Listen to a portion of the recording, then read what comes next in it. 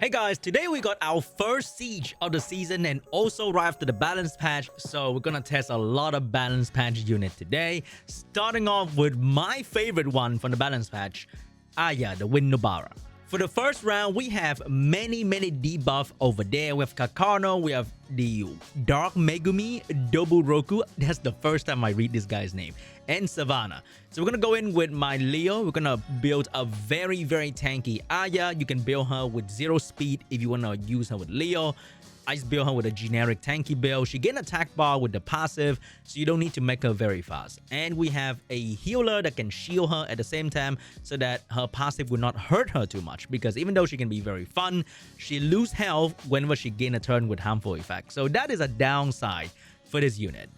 But let's see. If we can beat the enemy, it's going to be very fun. So first, we're going to take some hit from the enemy right there. Debuff me, please. All right. Look at that. They're losing health already. I'm going to provoke the guy in the middle. Okay, a bit of provoke right there. Please don't one-shot my unit. That'd be great. Oh, he only debuffed for 1 turn. Kind of a problem, but we're going to put the attack break on the guy over there. And then I want him to debuff my Aya, so I'm not going to touch him. He didn't debuff me. What the frick? Hello? Hey, that kind of hurt. That kind of hurt. Oh, debuff me, please. Attack bar gain. He stunned me. Weird, but it's totally fine. And then I'm not even doing any damage. My Leo is on a very tanky build, so it doesn't even actually do any real damage. And they're just dying. That's so funny. This unit will be, or this unit will mark the end of AoE debuff team, sort of. I'm not sure if it's really strong right now, but there is a downside to using this unit, which is she lose health whenever she get debuff or gain a turn with debuff. So if you don't use her properly, then she can also die very quickly. So I like using her with a healer that doesn't cleanse all the time. That'd be great. And she cannot kill the enemy.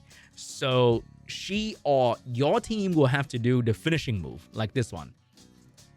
But don't worry, she'll drop them to 1 HP, so killing is not going to be very hard. Alright, we're going to be trying out this team here. I'm not sure if it's going to work, but we have speed lead on Swift Shield, and then I have a very crazy set on Chilling here on Violent Will, which will give Chilling Will Shield, which will allow Chilling to go first and buff, and I think my team's going to go first, and then Mala is going to control them. Even though Mala is not very fast, we have attack by pushback from the Wind Dokubi Princess, and we have speed buff from Chilling. And then if I manage to strip the enemy, oh, that is very cool. I'm going for the, you know what? I'm going to take that, slow the thing down. If I land the strip on the enemy will, I can push back even more attack bar with this. So the buff for this unit was they gave her guild speed lead and make the speed lead faster. So here we go. We missed the strip, very not cool, but we can land the provoke maybe. We will land the provoke only on 1 unit. Absolutely sad and depressed, but it's okay. What do I do now? I'm gonna go for the slow onto you. Never mind. Oh, I can buff speed again. And we're going for the skill 1 over here that can shield my boy. And then we don't have the skill because we only provoke 1 target. That kind of sucked. Okay, nothing's happening, which kind of sucked as well. Slow you down. Less damage for this thing. It's gonna strip me, unfortunately. We're going to skill 2 for immunity and healing. Alright, that's not too bad for my Chilling because Chilling can get some speed back as well with that. Oh no, that is bad. That is terrible. That is looking very terrifying. But we can shield the Chilling. Okay, nice shield right there. Take some damage away from the enemy. Oh my god. Am I dead? Am I actually dead? We're going to strip that and get some attack bar reduction. I have seal on my boy, so he can't violent. And then I'm gonna go for... Do I really need this? I don't know. I'm gonna go for it anyway. I'm not even sure if I'm gonna move, but I will. We're gonna provoke a... Dude. The resistance is going crazy on the enemy team. I can't kill them. Oh no, that is bad. That is terrible. Because the Asher... Oh, not Asher. The Vigor is about to heal. Can I kill that? Thank you very much. Can I provoke again? If I can keep the provoke on, at the end of the day, it is going to be a 2 win against 1 water unit. And I'm pretty sure I'll win. Okay, 1 thing down. All right. That's totally fine because that guy's a water unit. I'm double win up. And I have healing. There's no way I'm gonna lose this. Good job, buddy.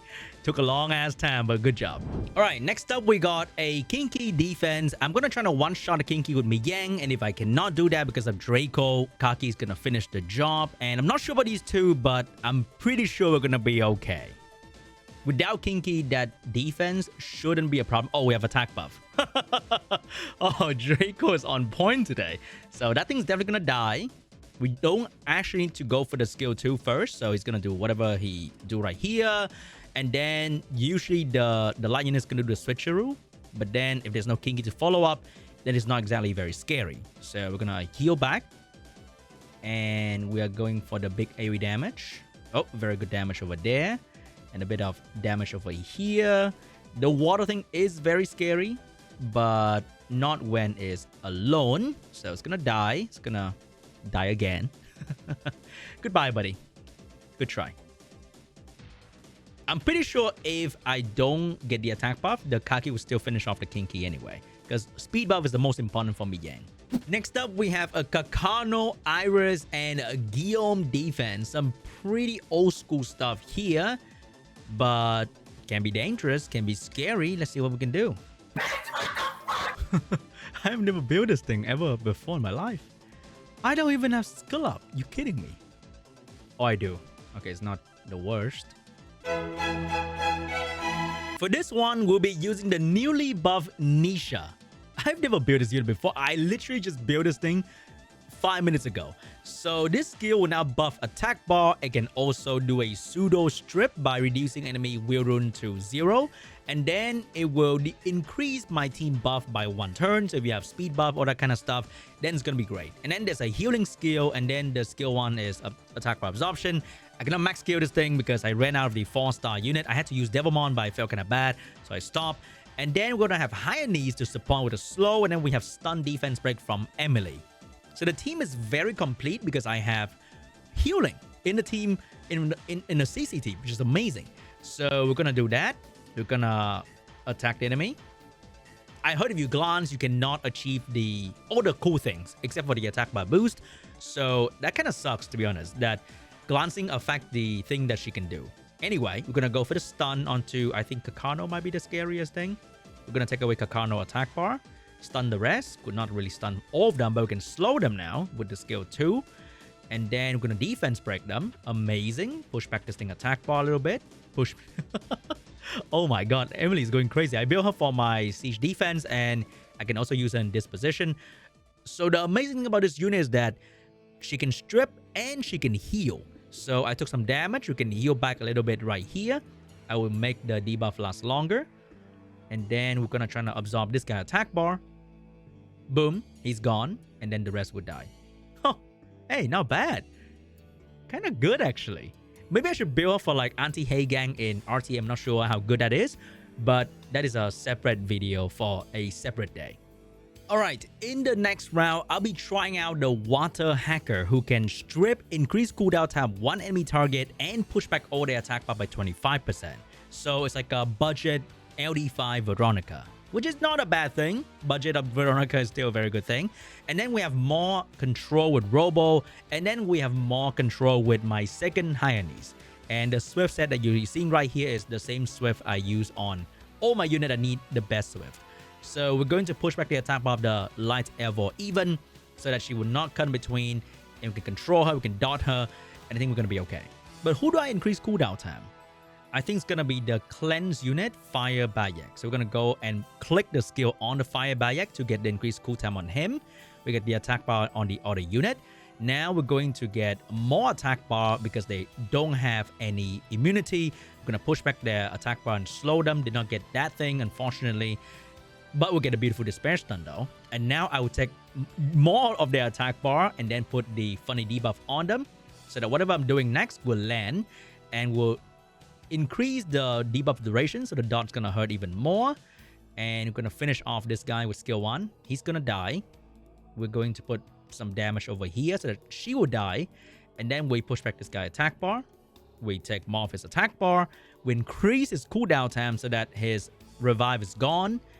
And he's finally gone. Control is amazing from this team. For this one, we're going in with the best Swift on my Fire Yeji and Sapsari, the Fire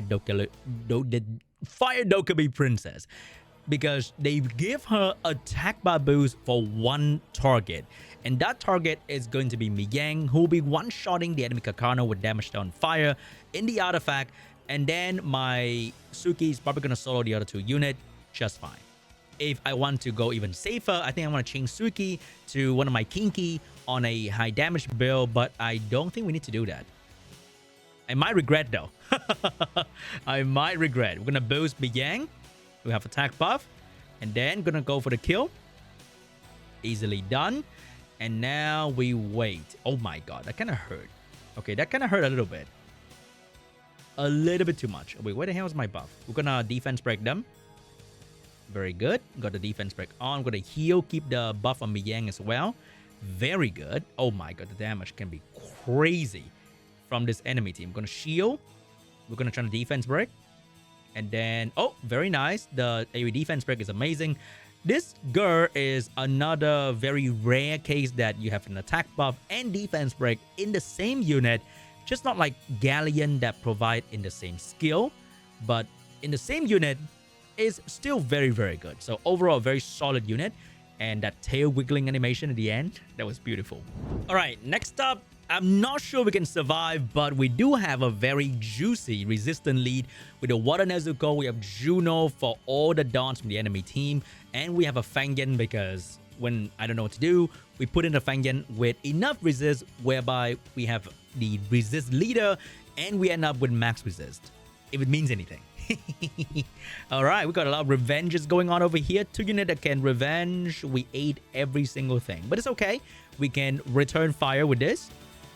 Fair, right? That is... Oh, he proc first. That's not fair. Oh, he proc again. That's not fair anymore. Oh, that is bad. That is terrifying. But we got some healing. Can I stun that? If we kill Theomas, we're gonna be okay. Oh, good revenge and stun right there. And then more revenge and Theo. I like that. Theomas taking another hit right here. I'm gonna try to stun the Theo. Very nice stun. We're gonna pop the Theo passive. We could not pop the Theo passive, but the shield is gonna allow me to tank just fine. Okay, that's not just fine. I'm just kidding. That is terrifying. Is the shield not good? Man, the shield is 15% of my HP. Oh, wait, hold up. 20% of my max HP. And I took the damage so much. I took so much damage right there. Anyway, goodbye to your funny little Seattle right there. Thank you very much. Focus back on this. I still think her losing health every turn is just kind of stupid. But anyway, got it done. All right, for this one, I screwed up and forgot to hit the record button. I did the whole commentary and whatever without recording, so that was my bad. But anyway, this one, I'm glad I didn't record because it was rather boring. I was going on and on about how the Fire Girl is really fun because the damage can be amazing. If you have destroyed her, that'd be much better because in this battle, I did not have destroyed the Fire Girl, so it took really, really long. Her damage, as you can see right here, is like insane. 26,000, amazing. But then you kind of need to have defense break and attack buff on the same unit. And I forgot about how the Tyrannus can buff defense all the time, which will reduce your damage output by a hell lot. And her defense break chance was not exactly amazing, so she's like a budget Fire Gojo. Fire Gojo is much better because Fire Gojo defense break chance is really, really good and have insane base attack. Her base attack is pretty garbage. So the entire time, you know, I would just kind of just poke at this guy, and then I decide to go for the Tyrannus. I kill the Tyrannus, and then I kill the Tin Lang, but then it takes forever for me to kill the Tyrannus. So I can't even like go or skip forward in this replay, but I try to kill the Tin Lang for like 10 minutes. He keep reviving, healing. I couldn't achieve anything. Just know that I killed the Tyrannus and I win. But it took also really long to kill the Tyrannus. I should have destroyed the Fire Girl. So this is the rune for the Fire Girl. The great thing about her is that she can be built tanky and can still do good damage. The sad thing is her damage output cannot be crazy because her base attack is pretty garbage, and both her skill scale with attack. And her chance to do the debuff thing are both kind of low because the light counterpart of her is too strong. They keep nerfing the light counterpart, ending up nerfing the fire version, which is the 4-star unit, and it is what it is. But she's okay to use. I also forget to record this one, but I want to see how the defense buff can help the Friedon, I don't know how to read this guy's name. This thing right here, Friedon. So he will increase defense whenever he's granted with a harmful effect. But he's a vaccine kind of unit, which means you can only grant harmful effect on him one time in the entire battle. So I stun him here, he gained the defense buff, and then I put more debuff on him, he keep gaining defense buff. But then he also doesn't really do anything, like he gained a turn in between. If you don't have strip to go in front of him, the skill 2 is kind of meaningless. And I put more debuff on him, he gained defense buff. But unfortunately, I think his skill 1 doesn't scale with defense, so his damage output overall is garbage if you don't build him with insane artifacts. Because you either build him like very tanky on HP or high defense. Either way, he didn't really do anything for the entire battle. And he doesn't have the solo potential because he didn't self-heal. So maybe Vampire is going to be great. I don't know. But if you bring in Ignore Defense unit like this, which I try not to Lucian him, but then I put in some debuff, he still died very quickly. So it was kind of useless overall, unfortunately. For Shi Hou, I went with a full stat-ish build because you don't need crit rate for this guy. And then they buff the stun of the skill 3. It is rather consistent. It is not like 100% chance he's going to stun all the time, but it is rather consistent. So you can go full stat, high attack, and good artifact to make sure that you get to use all that attack stat and speed stat. And then you have a bit of accuracy for the stun, and you're good to go. He's a stun machine. Every skill can stun. So very, very good as a control and sort of soft damage kind of unit.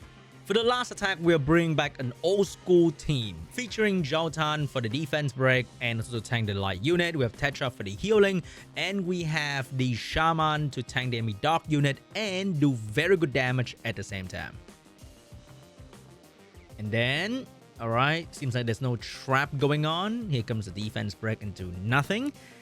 And I'm going to set up the damage onto the enemy Deathbreaker. The moment you kill the Deathbreaker, the game is pretty much over. Because without Death Break, there's no way anything's gonna die on my team. Alright, big damage. And that's GG. We can probably hit the auto button because the team will just do the same thing on the auto target. This team is really good in non-G3 rank because in G3 they will ruin their Asher to move last, to utilize the defense break to one-shot one of your enemy, one of the unit on your team. So it works until a certain rank, but at this rank, it is absolutely incredible because people don't build their defense too well. They just kind of put the units together. And that is it for my first siege. We got solid 10 wins in a row. Not too bad. Haven't got any defense win just yet. Hopefully, when I wake up tomorrow, there's some more defense win to make me feel better about myself. And that's it for today. Thank you so much for watching, and I'll see you guys in the next one. Bye-bye. Ooh, quad speed? Aw. Quad speed?